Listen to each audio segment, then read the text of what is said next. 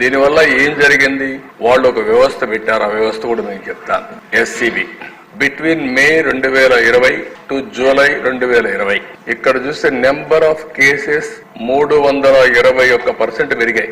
Number of arrested persons మీరు చూస్తే 466% పెరిగాయి. Monthly average quantity of liquor స్మగిల్డ్ into Andhra Pradesh 2012% పెరిగాయి. అంటే మొత్తం ఫ్లడ్ గేట్స్ ఓపెన్ చేసినట్టు అయ్యింది. సీజర్ ఆఫ్ వెహికల్స్ 636% పెరిగింది. ఇవన్నీ కారణం Telangana, Karnataka huge difference of rate. Tamil Nadu, even Orissa అన్ని దగ్గర నుంచి వచ్చేసే పరిస్థితికి వచ్చింది. దీనిపైన జిఓఎంఎస్ నెంబర్ 256 తీసుకొచ్చారు 3/9/2020. అది తీసుకొచ్చి మీరు అక్కడ చూస్తే మళ్ళీ సేమ్ రేట్లు అప్ టు 120 రూపీస్ ఉండేది 10 రూపాయలు తగ్గించారు.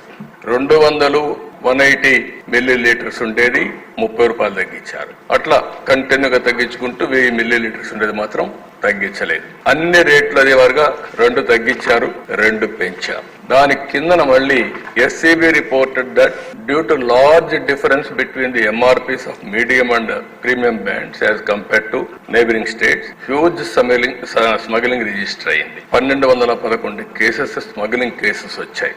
ఏది 40 రూపాయలు 40 రూపాయలు పెంచారు. అందులో ఎక్కువగా స్మగ్లింగ్ జరిగింది.